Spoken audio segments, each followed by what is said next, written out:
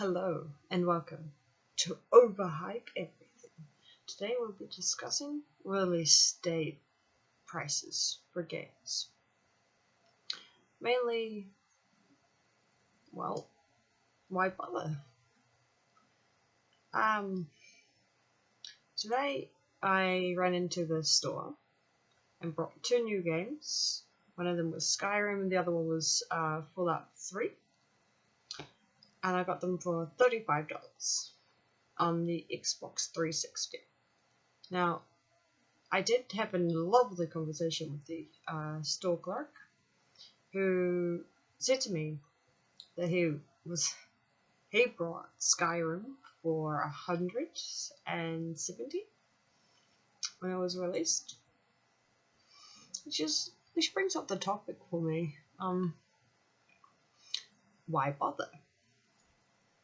Because, to be honest, give it a little time and everything becomes cheaper. And we all know this. We all understand that logic. But for some people, and for me in particular, we don't want to wait on these sort of things. We don't want to be sitting around on our asses thinking, oh, we could be playing this, we could be doing that. We want the game when it comes out. And so I'm asking you guys. So I want to look at both sides, and if there's anyone watching, you can leave a comment down below. Why bother buying games on the release dates? I'm going to start with the argument because you want to play them straight away, and then I'm going to follow up with the argument, but they come cheaper anyways, and you get to play them after. Yeah, we'll do that. So first off, we'll have, because even though I'm spending a lot of money, this is what I want to do. This is my choice and my, this is it, which I agree with. I mean, if you really want a game, and you just decide, I can't wait for this. I cannot wait any longer than I already have, because you wait ages for games to come out, years maybe, because they start releasing them like a year in advance, and you're just sitting there and you see this and you just go,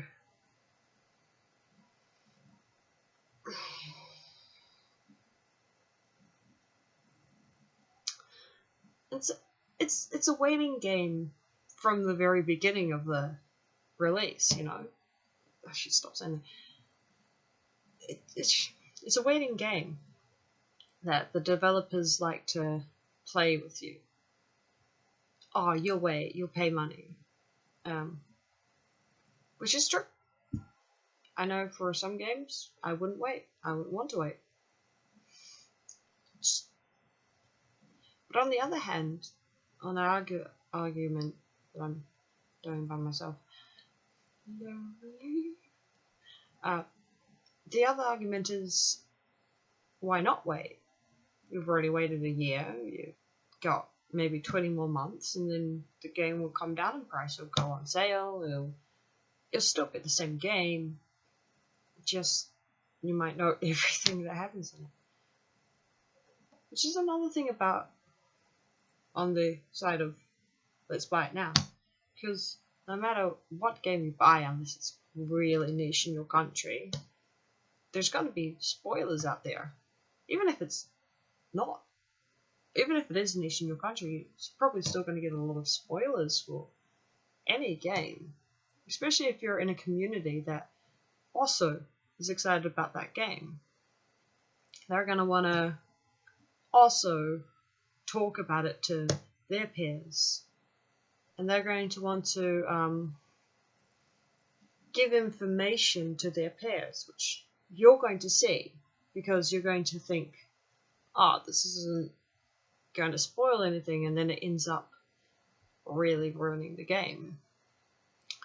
Because it only takes one thing to spoil a game.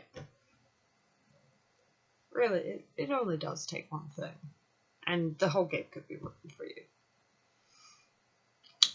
So personally for me, to end this rant, because it's only going to be a 5-minute thing really,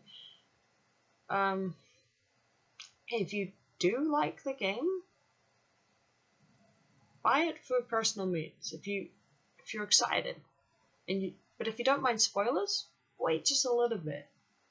You'll find that it's cheaper, and you'll find that if you're sort of about a game, some spoilers are helpful sometimes.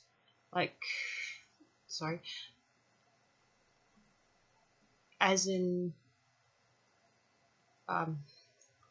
hidden treasure chests in a dungeon crawler.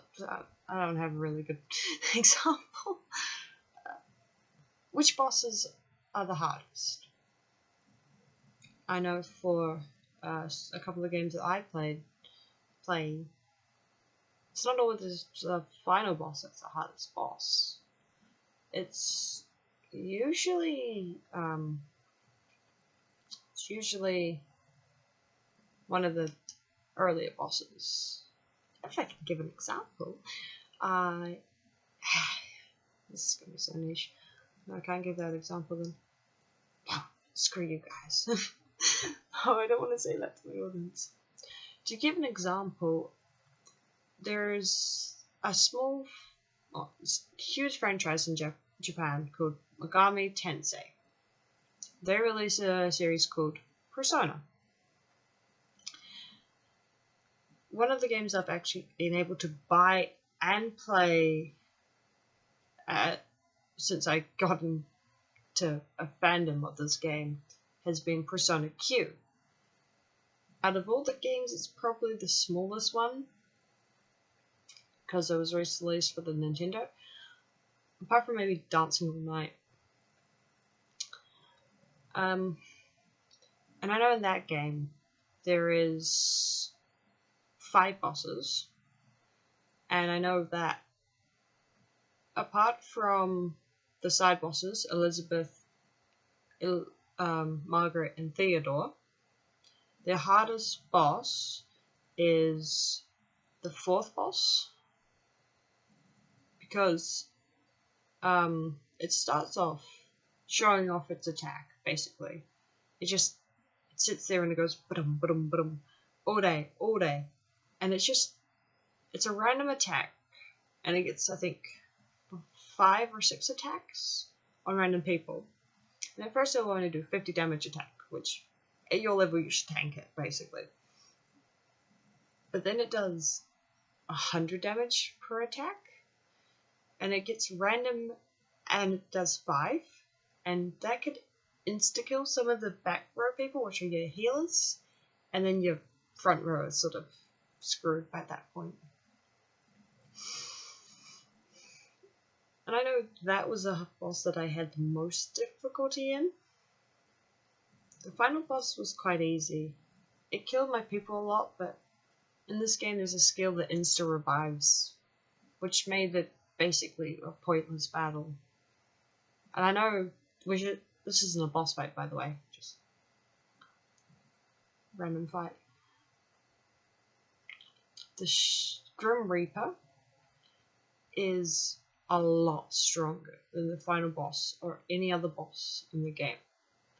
He is very difficult to beat because he has a really high health. And he also does a random attack, but he can boost his attack. So it's sort of like the 4th boss power, but times 2. And so when he kills your back row people, there's no chance of coming back. Because by this level you should have a couple of insta-revives, but it's so hard to keep your your magic levels up to the point where you can continuously heal your entire party for the whole fight. So eventually you just go do, and then you're here. And you might have a lot of health there, and you think, yeah, I can tank the next move and revive one of your back healers, and then he might just use an insta-kill spell.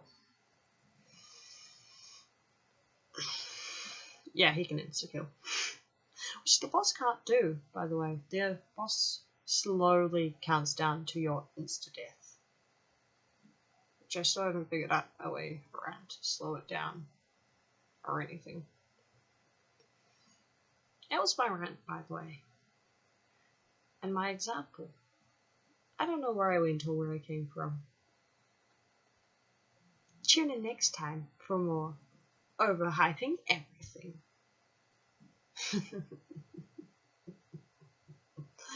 I know you will.